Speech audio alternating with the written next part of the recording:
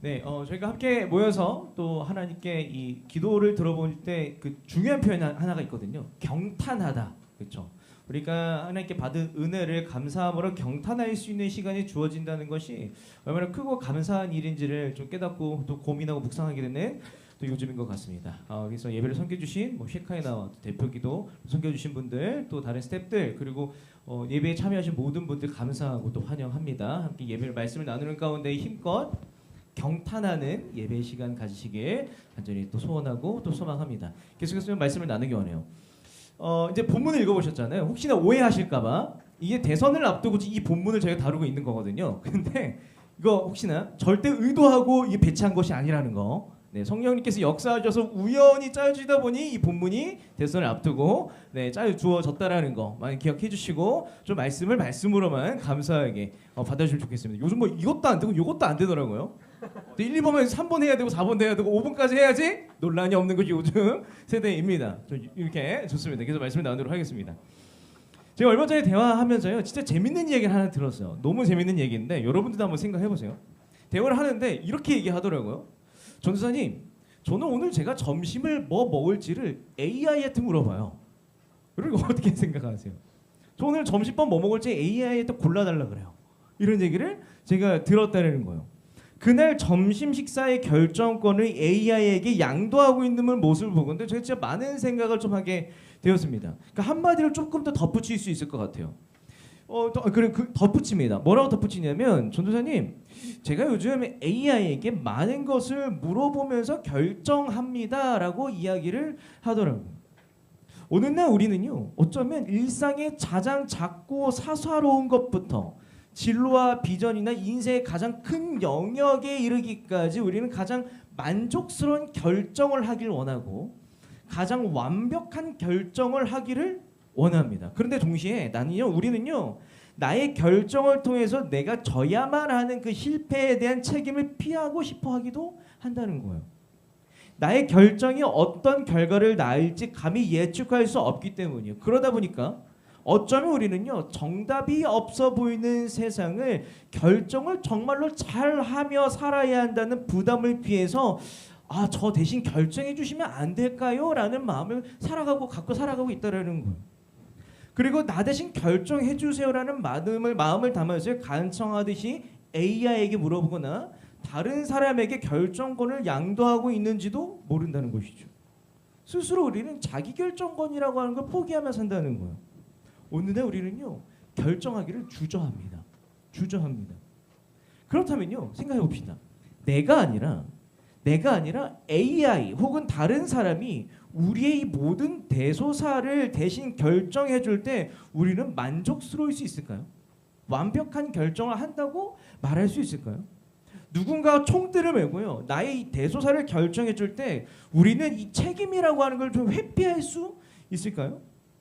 여기에 대해서 다양한 이야기와 논의들이 있을 수 있겠지만 적어도 이 대한민국의 이 헌법이라고 하는 데에서는요, 절대 그럴 수 없어라고 노라고 단호하게 명령을 얘기하고 있다는 거예요.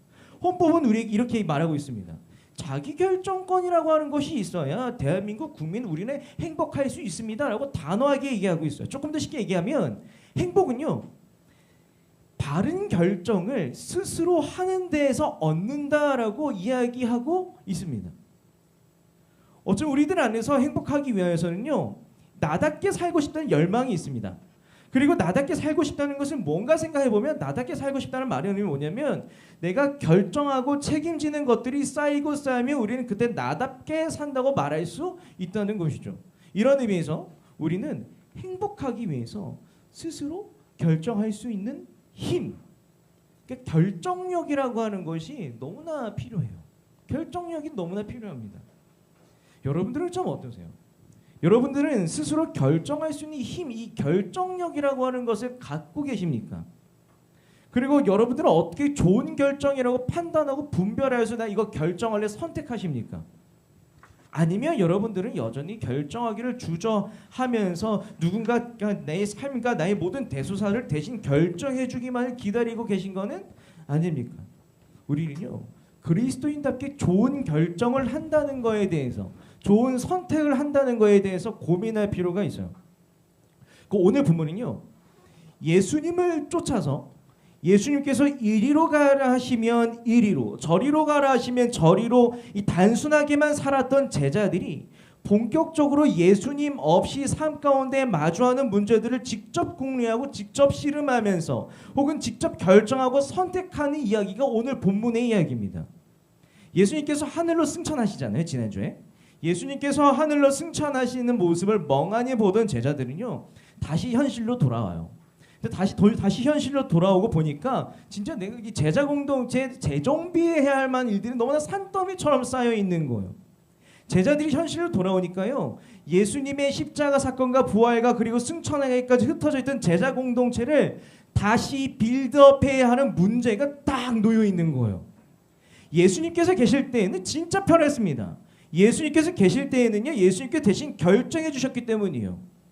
그런데 이제 제자들은요, 스스로 문제를 풀어가야 하는 상황에 놓여졌다는 거예요. 사랑하는 시청 여러분, 제자들은 어떻게 좋은 결정을 분별했겠습니까?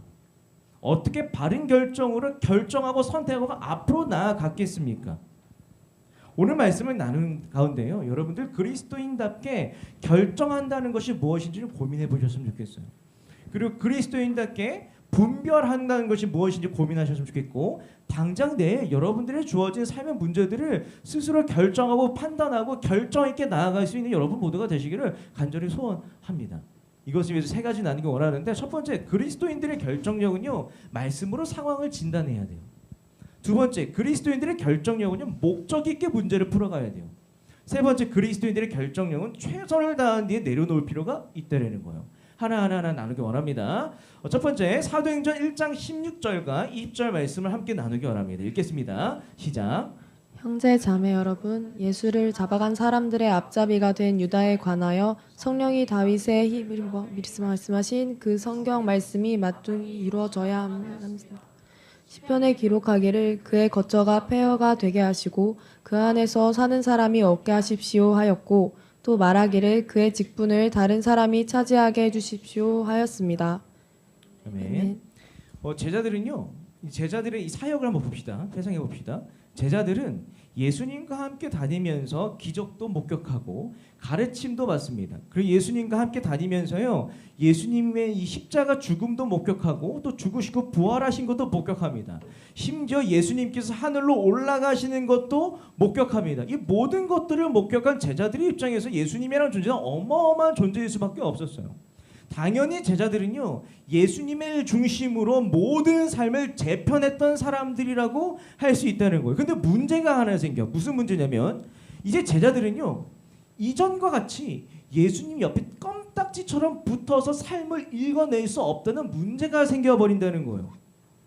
그런 제자들이 풀어가야 할 제일 큰 숙제가 하나가 있었는데 뭐였냐면 이겁니다. 가룟유다 아시죠?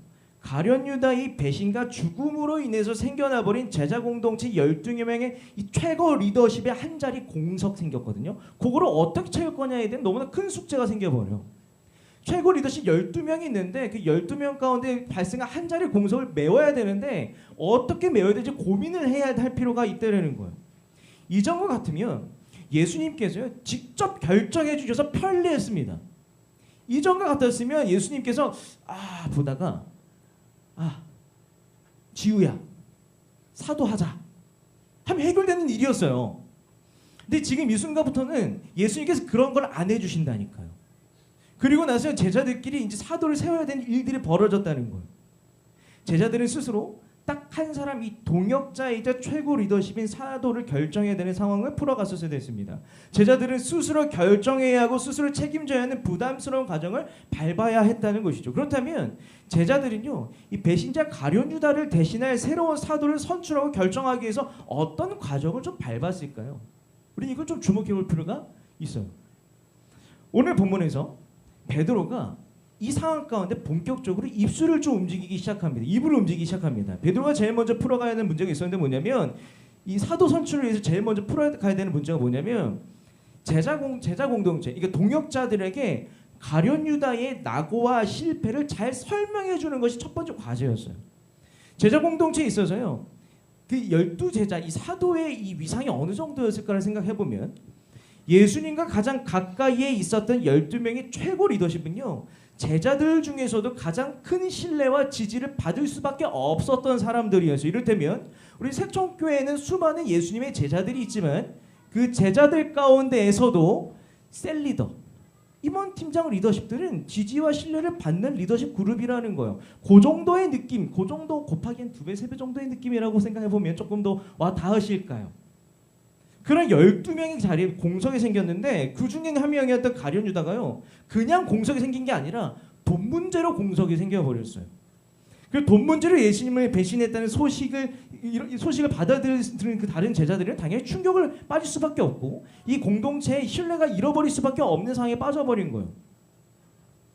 그리고 베드로는요. 그 제자 공동체의 탑 리더로서 이 문제를 잘 설명해주고 수습해 나가야 하는 상황이었어요. 이를테면 이런 거예요. 좀 와닿으실 수 있게 우리 새청에 이런 상황들이 벌어지는 겁니다. 오해하실까봐 절대 그런 일 없어요. 여러분 아시겠죠? 제가 제일 안 그럴 것 같은 사람 한 명 집어볼게요. 누구냐면 소정이. 제일 안 그럴 것 같은 사람 오해하지 마세요. 강소정 셀리더와 이 부회장은요. 청년들에게 지지와 격려와 신뢰를 받는 너무나 뛰어난 리더예요. 그리고 모두가 지지하고 신뢰하고 사랑한다는 거예요. 그런데 갑자기 그 강소정 리더가 새총에 공금을 횡령한 거예요. 절대 그럴 일 없으니까 한 거예요. 아시겠죠? 공금을 횡령해서 막 맛있는 이 횡령해가지고 뭐 하냐면 치킨을 사 먹어. 근데 그게 걸린 거예요. 근데 더 큰 문제가 하나 생깁니다. 그 신뢰를 받던 이 리더 강소정 리더가 갑자기 김성림 전도사를 3만 원 받고 팔아버리네. 제 물가 3만 원 정도밖에 안 되나? 3만 원, 자 이게 3만 원 갖고 사세요. 근데 팔리는 거예요. 그러니까 그 교회는 이 일로 인해서 강소정 리더가 교회를 떠나게 되고 김성림 전도사가 사라져버려 있는 그 상황이에요. 그 상황 가운데 공동체 안에서 예배를 드릴 수 있습니까? 없습니까? 드릴 수 없는 상황이 이때라는 거예요. 근데 바로 그때 이종탄 회장이 딱 손 들고 나서는 거예요. 또 종탄이가 여러분 똑같죠? 연습했어요. 이종탄 성대모사 유일하게 할 수 있는 사람이에요. 여러분 여러분 제가 한번 수습해 보겠습니다. 아무튼 나서가 뭐라고 하냐면 그때부터 이 새청이 상황에 걸맞는 이 상황을 직면시키고 문제를 풀어가기 시작한 것이 오늘 본문의 이야기가 딱 맞아 떨어지는 상황이라는 거예요.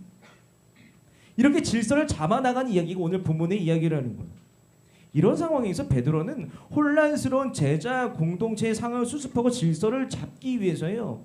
제자들을 다독이면서 가룟 유다의 실패에 대해서 이렇게 설명하기 시작하는데 그 설명에 대한 이야기가 16절 말씀에 잘 드러나 보입니다. 16절 말씀을요. 다 함께 읽겠습니다. 시작.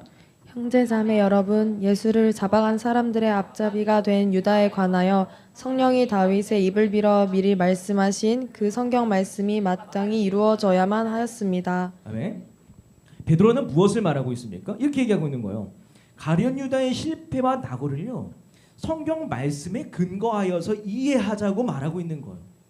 그리고 가룟 유다의 실패와 낙오를요. 성경 말씀의 이 실패를 볼 때 이 가룟 유다의 실패는 예언의 성취다. 이것이 우리가 처한 현 상황이고 직면해야 되는 상황이라고 이야기를 하고 있는 거예요. 나가 가룟 유다의 실패에 대해서 성경에 근거하여서 이런 대안이 있습니다라고 제시를 하자고 얘기하고 있는 거예요. 베드로는 이 모든 상황 인식과 대안 제시에 있어서 무엇에 근거하여서 합니까? 오직 말씀에 근거하여서 상황을 직면하고 있고 말씀에 근거하여서 대안을 제시하고 있는 것이 베드로의 문제 해결의 첫 번째 스텝이었다 말할 수 있어요. 그렇다면 이 베드로가 어떤 말씀에 근거하여서 문제를 풀어가는지 우리가 살펴볼 필요가 있어요. 가룟 유다의 실패를요. 시편 109편 4절에서 8절 말씀으로 풀어가고 있습니다. 이 말씀을 제가 읽기 원합니다. 다윗이 나눴던 기도와 노래였어요. 나는 그들을 사랑하여 그들을 위하여 기도를 올리건만 그들은 나를 고발합니다. 그들은 선을 오히려 악으로 갚고 사랑을 미움으로 갚습니다. 그러므로 악인을 시켜 그와 맞서게 하십시오. 고소인이 그의 오른쪽에 서서 그를 고발하게 하십시오. 그가 재판을 받을 때에 유죄 판결을 받게 하십시오. 그가 하는 기도는 죄가 되게 하십시오. 그가 살 날을 짧게 하시고 그가 하던 일도 다른 사람이 하게 하십시오. 이 머나먼 과거에 나누었던 이 다윗의 시와 기도였어요. 다윗 입장에서 이런 얘기를 하고 있는 거예요. 사랑을 베풀었지만 나를 고소고발한 그 배신자를요 하나님께서 심판해 주세요. 뿐만 아니라 다윗은 그 배신자를 다윗은 이렇게 기도하는데 나를 배신했던 그 배신자를 대신할 사람을 세워 주십시오. 이걸 보건대 정말 가련 유대에게 딱 맞아 떨어지는 하나님의 말씀을 베드로는 이걸 상황 직면하고 있는 거예요. 베드로는 문제를 풀어가기 위해서 무엇을 합니까? 상황 직면하고 상황을 설명하는데 다른 방법이 아니라 말씀에 근거하여서 현실을 진단하고 해석하고 있는 거예요. 말씀으로 당면한 문제를 풀어가기를 바라고 있는 거예요. 그러니까 베드로는 주어진 문제를 풀기 위해서 뭘 합니까? 간단합니다. 말씀으로 삶을 잊고 말씀으로 다음 길을 모색한다. 말씀으로 삶을 잊고 말씀으로 다음 길을 모색한다. 이것이 그리스도인들이 분별력 있는 결정을 위한 첫 번째 스텝이다. 분별력 있는 결정의 첫 번째 스텝이다. 이렇게 말할 수 있다는 거예요. 그러므로 여러분들 그리스도인답게 분별력 있는 결정을 하고 싶으십니까? 그렇다면 제일 먼저요. 나의 문제를요. 우리의 문제를요. 하나님의 말씀에 비추어 봅시다. 말씀에 근거하여서 우리의 삶을 읽어가는 것이 너무나 필요합니다. 말씀이 요즘 우리더러 여러분더러 어떻게 살고 있다고 진단하고 있습니까? 말씀은 우리의 삶을 두고 가라고 합니까? 멈추라고 합니까? 말씀은 요즘 우리의 선택을 두고 어떤 평가를 합니까? 어떤 칭찬을 하고 어떤 뼈아픈 피드백을 합니까? 혹시 여러분들 말씀을 읽는 가운데 정말 가슴 후벼 팔 정도로 찔리는 말씀이 있으십니까? 그 말씀을 붙잡으십시오. 그것이 요즘 여러분들의 상황, 여러분들이 인지하고 인식하고 직면되는 말씀으로 근거한 상황 인식으로 말할 수 있기 때문입니다. 어떤 말씀에 여러분들 찔림이 있으세요? 어떤 말씀에 찔림이 있으세요? 우리가 하나님의 말씀을 붙들고 우리의 삶을 진단할 수 있을 때 우리는 분별력 있는 결정을 할 수 있는 그리스도인이 된다는 것을 잊지 마시기 바랍니다. 말씀이 그리하여야 우리는 말씀이 가라 했으니까 말씀이 옳다고 했으니까 다음 길로 담대히 확신 있게 나아갈 수 있거든요. 다시 한번 말씀드립니다. 여러분 말씀이 긍정할 수 있는 결정과 선택을 하십시오. 말씀이 긍정해 줄 수 있는 결정과 선택을 하십시오. 이것이 그리스도인답게 분별력 있게 결정한다는 것입니다. 계속해서 이야기를 나누기 원합니다. 사도행전 1장 21절에서 23절 말씀을 함께 읽겠습니다. 시작. 그러므로 주 예수께서 우리와 함께 지내시는 동안에 곧 요한이 세례를 주던 때로부터 예수께서 우리를 떠나 하늘로 올라가신 날까지 늘 우리와 함께 다니던 사람 가운데서 한 사람을 뽑아서 우리와 더불어 부활의 증인으로 삼아야 할 것입니다. 그리하여 그들은 바사바라고도 하고 유스도라고도 하는 요셉과 마띠아 두 사람을 앞에 세우고서 아멘. 이 베드로는 말씀에 근거하여서 상황을 인식하고 말씀에 근거하여서 문제를 풀어가기 시작합니다. 근데 이 베드로의 문제 해결은 무엇입니까? 이런 공석이 발생했으니 이제 우리는 사도를 새롭게 선출합시다라고 이야기를 하고 있는 거예요. 이게 베드로가 제시하는 대안이라고 말할 수 있습니다. 그렇다면요. 어떤 기준으로 베드로는 사도를 새롭게 선출하자고 합니까? 어떤 사람들이 사도가 되어야 합니까? 이런 고민이 필요한 거예요. 어떤 사람들이 사도가 되어야 됩니까?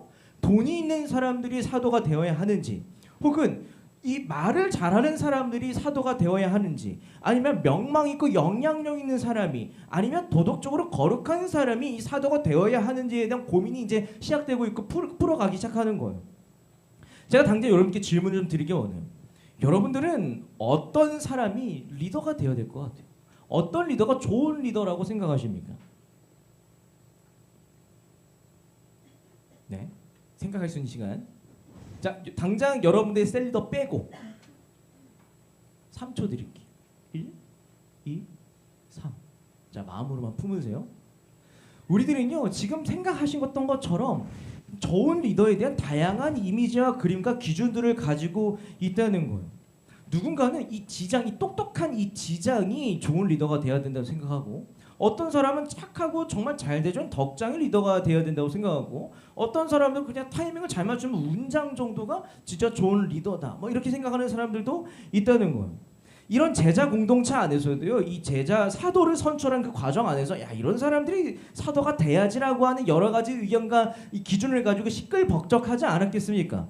근데 중요한 건 그런 제자 공동체의 다양하고 시끌복잡한 의견들 사이에서요, 베드로는 모든 의견을 아우르고 정리할 수 있는 한 가지 조건을 제시합니다. 이런 사람이 사도가 돼야 됩니다 하고 사도의 조건을 제시하는데, 그 조건을요 22절에 나와 있는데 제가 읽도록 하겠습니다. 22절에 있는 사도의 조건, 여러분들도 그 조건에 부합한 분이신지 아니신지 한번 생각해 보시기 바라요. 곧 요한이 세례를 주던 때로부터 예수께서 우리를 떠나 하늘로 올라가신 날까지 늘 우리와 함께 다니던 사람 가운데서 한 사람을 뽑아서 우리와 더불어 부활의 증인으로 삼아야 할 것입니다. 베드로와 제자들은요, 제자 공동체에서 사도라는 이 막중한 역할을 맡기기 위하여서요, 어떤 사람을 사도로 세워야 한다고 말합니까? 예수님께서 세례를 받으실 때부터 예수님께서 승천하시기까지의 모든 과정 가운데에 함께 있었던 사람, 그 사람이 사도가 되어야 합니다. 예수님의 시작과 마무리를 함께 했던 사람만이 사도가 될 수 있습니다라고 사도의 조건을 제시하고 있는 거예요. 근데 베드로는요, 생각해봐요. 왜 다른 조건이 아니라 예수님의 시작과 마무리를 목격한 증인을 유일한 조건으로 내세웠겠습니까? 예수님의 제자들이 어쩌면 이 영향력 있는 공동체가 되기 위하여서는요, 어쩌면 로마 제국과 유대인 사이에서도 영향력 있는 사람들이 사도가 되는 것이 어떻게 보면 효과적이고 효율적인 것처럼 보이기 때문에 이 기준을 좀 의아해 보여요. 그리고 심지어는 예수님의 제자들 가운데서도 그런 역할을 할 수 있을 법한 사람들이 있었다라는 거예요. 제자들 가운데 니고데모라고 하는 사람을 생각해 볼까요? 니고데모는 어떤 사람이냐면 사내들인 공의회 의원이라는 직책을 갖고 있는 사람이었어요. 어떤 사람이냐면 유대 세계 안에서 유대인들 사이에서 진짜 고위 공무원 중에 고위 공무원이요. 살짝 국회의원과 비슷할 듯 다른 듯한 직책을 가진 것이 사내들인 공의 의원이라는 거예요. 그 가운데 니고데모라는 사람은 예수님의 제자였습니다. 근데 그런 사람이 사도가 안 됐다라는 거예요. 또 나아가서 예수님의 주변으로 돈 많은 부자들도 많이 모였거든요. 근데 그런 사람들 가운데서도 사도로 선출 후보조차도 올라가지 못했다라는 거예요. 그런 사람들을 두고 왜 베드로는 예수님의 직업 기초 상관없이 예수님의 시작부터 끝까지를 목격한 사람이 사도의 조건입니다라고 얘기를 했겠느냐라는 거예요. 근데 이유는 정말로 간단합니다. 베드로가요, 목적의식이 정말 뚜렷한 사람이었기 때문이에요. 베드로는 진짜 목적의식이 너무 뚜렷한 사람이었습니다. 베드로는 제자 공동체의 역할과 목적이 무엇인지 뚜렷이 알고 있는 사람이었고, 사도란 무엇인가에 대해서 너무나 뚜렷하게 이 목적을 알고 있는 사람이 베드로였기 때문이에요. 여러분, 제자 공동체의 최고 리더십이라고 말할 수 있는 사도는 무슨 일을 하는 사람이었습니까?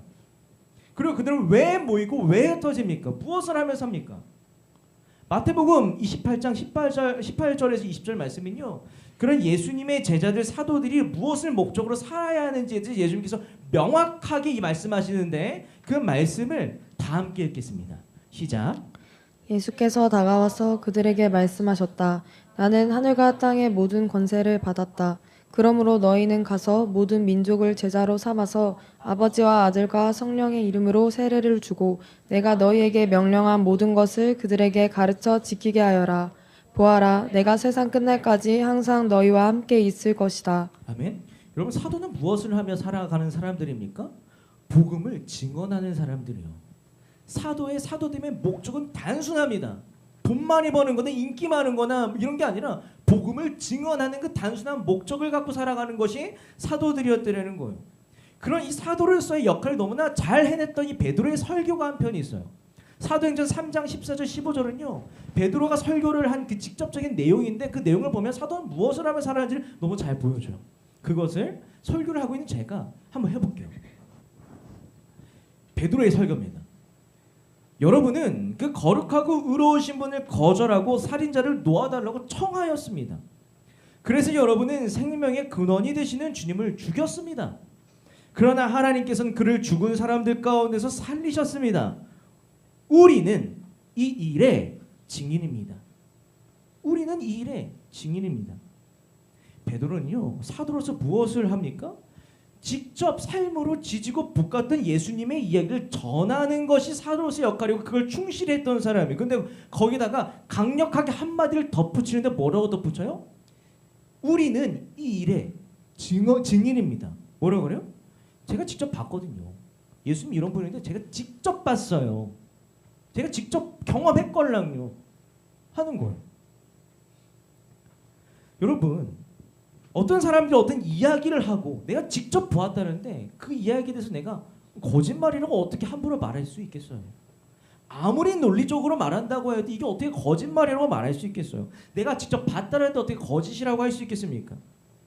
베드로가 보기에는요, 이 복음 전수라고 하는 사도의 존재 목적이 가장 충실하고 가장 효과적인 것은 사회적 명망도 아니고 도덕적 탁월함도 아니고 다른 조건들이 아니라 예수님의 사역의 시작과 예수님의 사역의 마무리까지의 이야기를 직접 증언할 수 있는 직접적인 증인이 조건이 될 수밖에 없었다라는 거예요.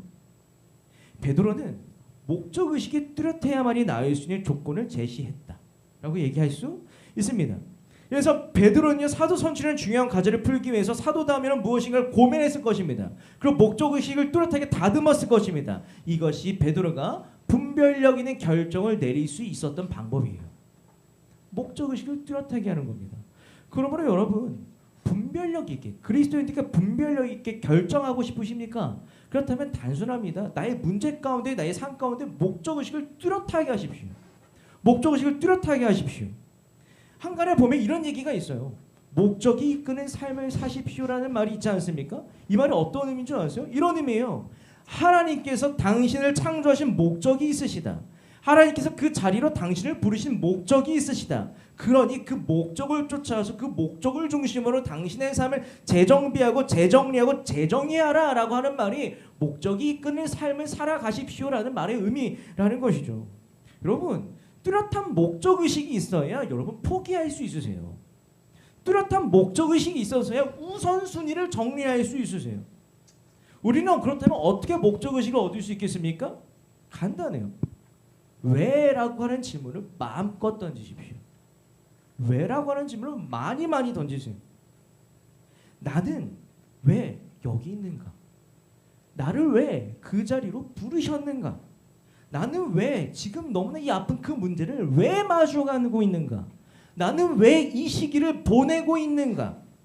이 왜라는 물음에 하나님이 보시기에 합당한 의미를 추구하고 의미를 찾아내실 때 여러분들은 목적의식이 뚜렷해집니다. 목적의식이 뚜렷해진다는 거예요. 저도 사역하다 보면요, 너무 분주해서 내가 여기 왜 왔지? 싶을 때가 있어요. 딱 같이 가는데 잠깐만, 내가 여기 왜 왔니? 물어볼 때가 이때라는 거예요. 분주하고 정신 없어서 나는 누구 여기는 어디 있을 때가 이때라는 거예요.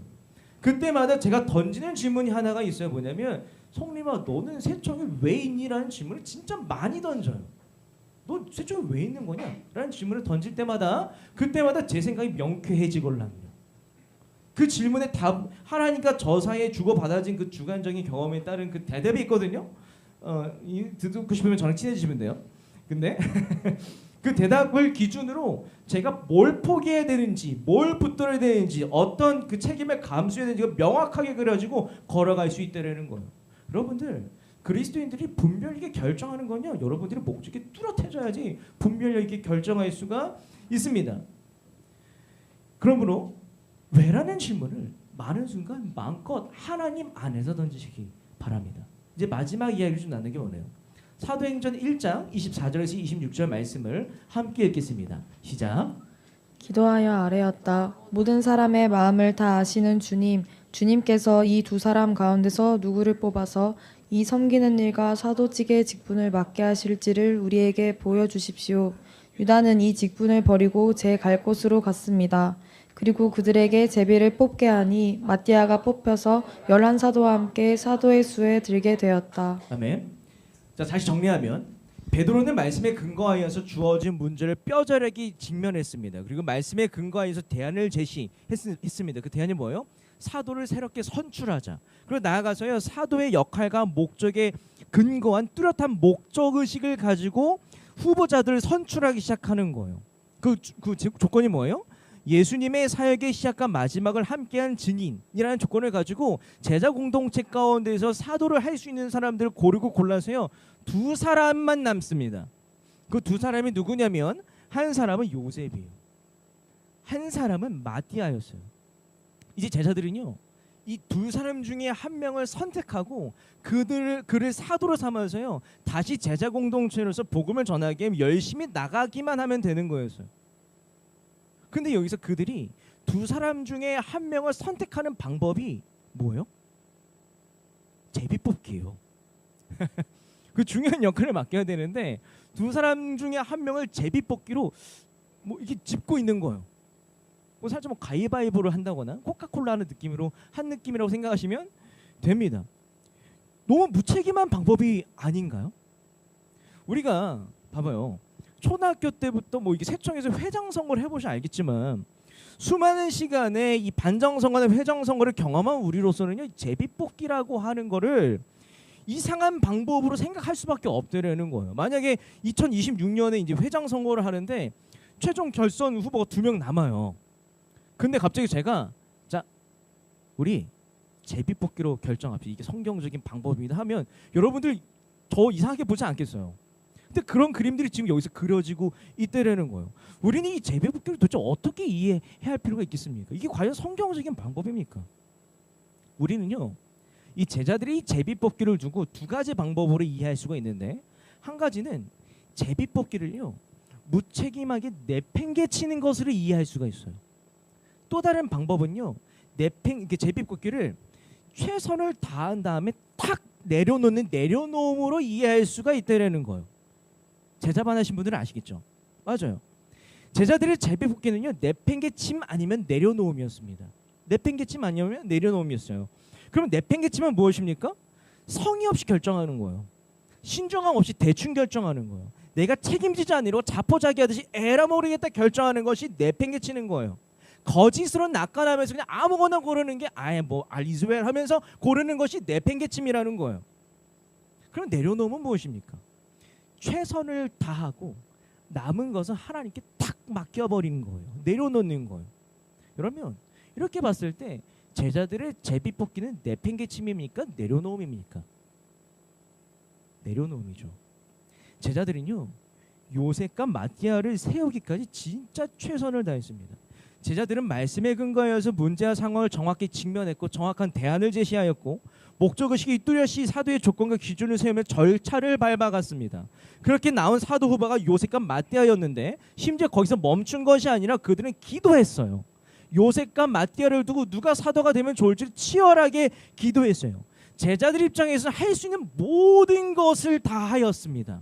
할 수 있는 것을 다 한 뒤에 이렇게 정확한 절차와 질서를 쫓아 세운 요셉과 마띠아를 두고 기도를 한 뒤에 그들의 결정이 내려놨다라는 거예요. 근데 중요한 건 그들은 이미 요셉과 마띠아를 두고 최선을 다했기 때문에 사실은 요셉과 마띠아 둘 중 한 사람은 그 누가 사도가 되어도 충분한 사람이었다라는 거예요. 그러니까 어떤 대안이 선택되더라도 그것이 충분하다고 고백할 만치 최선을 다한 다음에 내려놨습니다. 이것이 제자들의 제비뽑기가 갖고 있는 의미라는 것이죠. 여러분 제비뽑기는요 내팽개침이 아니라 내려놓음이었어요. 제자들은요 정말 최선을 다하고 하나님의 주권에 제가 순복하겠습니다라고 하는 결단을 했다는 것이죠. 여러분 그리스도인들의 분별력 있는 결정은요 정답을 찾는 것이 아니라 그리스도인들의 분별력 있는 결정은 결국엔 잘 내려놓는 거예요. 잘 내려놓는 거예요. 그러나 잘 내려놓기 위해서 우리가 잊지 말아야 할 것이 하나가 있는데 뭐냐면 여러분 잘 내려놓으려면 최선을 다해야지 잘 내려놨다고 말할 수가 있어요. 최선을 다할 줄 아는 사람이 내려놓을 줄 아는 사람입니다. 최선을 다하는 사람은요 미련 없이 정 떨어져서 그만할 수가 있기 때문이에요. 그런데 성의 없는 사람들은 미련이 남아요. 내가 조금 더 열심히 해볼 걸. 후회가 남아요. 내가 그렇게 한번 해볼 걸. 그렇기 때문에 그들은 그 미련을 놓을 수가 없다라는 거예요. 내려놓을 줄 모른다라는 거예요. 그러므로 새청 여러분 그리스도인들께 분별력 있게 결정을 잘하고 싶으십니까? 그러면요 나의 문제를요 최선을 다하고 탁 내려놓으십시오. 이것이 그리스도인들의 분별력 있는 결정이라고 말할 수 있어요. 여러분 내려놓으면요 필수 조건이 있어요. 우리가 한간에 베스트셀러 가운데 내려놓음을 읽고 나서 우리가 이 이상한 낙관에 빠지는 경우도 있거든요. 그냥 뭐 하나님께서 알아서 해주시겠지. 이게 내려놓음이 아니라는 거예요. 진짜 내려놓으면요 내가 하나님께서 주신 내 몸과 영성과 지성을 가지고 최선을 다한 다음에 이젠 하나님께서 하십시오 올려드리는 거 최선 다음에 필수 조건으로 있어야 우리는 내려놓음이 된다라는 걸 절대 잊지 마시기 바랍니다. 아멘입니다. 잘 내려놓으세요. 이것이 그리스도인들이 잘 결정을 한다는 겁니다. 이제 말씀을 맺기 원합니다. 여러분, 스스로 결정할 수 있는 힘과 능력은요, 나다운 삶을 가능하게 해요. 만족스러운 삶을 가능하게 합니다. 이런 의미에서 여러분들은 정말 뭐랄까요? 잘 결정하고 계십니까? 그리고 여러분들이 선택한 것에 대해서 너끈히 책임을 잘 지고 계십니까? 아니면 결정을 주저하면서 대신 결정해 주세요, 대신 결정해 줄 사람을 찾고 계신 건 아닙니까? 이런 우리들에게요, 오늘 제자들이 사도를 선출한 그 이야기는요, 그리스도인들께 좋은 결정을 한다는 것에 대해서 잘 보여주고 있어요. 세 가지를 기억하시기 바라요. 첫 번째, 그리스도인들의 결정력은 말씀으로 상황을 진단하는 거예요. 두 번째, 그리스도인들의 결정력은요, 목적을 가지고 문제를 풀어가는 거예요. 세 번째, 그리스도인들의 결정력은 최선을 다한 다음에 내려놓는 거예요. 탁 내려놓는 거예요. 어떻게 내려놓는 거라고요? 탁 내려놓는 거예요. 사랑하는 새청 여러분, 사랑하는 새청 여러분, 제가 좋아하는 신학자가 한 분 계세요. 그분이 스탠리 하워스라고 하는 신학자인데, 그 신학자가 우리에게 이렇게 얘기하고 있어요. 그리스도인으로 사는 것은 답 없이 사는 법을 배우는 과정이다. 이렇게 사는 법을 배울 때 그리스도인으로 사는 것은 너무나 멋진 일이 된다. 신앙은 답을 모른 채 계속 나아가는 법을 배우는 일이다. 여러분, 결정하고 선택하고 결정하고 선택하며 살아가야 하는 그리스도인의 고뇌에 대하여서요, 너무나 멋진 문장을 우리가 선물하고 계신 거예요. 이렇게 어떻게 삽니까? 답 없이 어떻게 삽니까? 말씀으로 삶을 진단하십시오. 말씀으로 대안을 찾으십시오. 뚜렷한 목적의식을 가지고 최선을 다하십시오. 그리고 하나님 앞에 탁 포기하고 내려놓으십시오. 답 없는 내가 아니라 답이 있으신 하나님께서 여러분들의 인생을 멋지게 인도해 주실 것입니다. 이것을 믿고 신뢰함으로 답 없는 인생을 멋지게 한번 살아봅시다. 계속해서 찬양의 자리로 나아갑시다.